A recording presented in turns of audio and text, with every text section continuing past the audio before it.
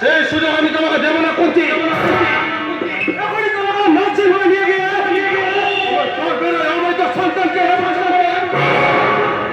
নিয়ে গিয়ে বন্দিনী সীতার মতো আমি বন্দিনী করে রাখবো।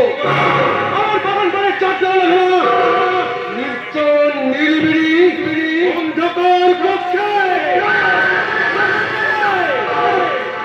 কোনদিন একটা কাক পক্ষিত টের পাবে না তোমার সন্ধ্যা।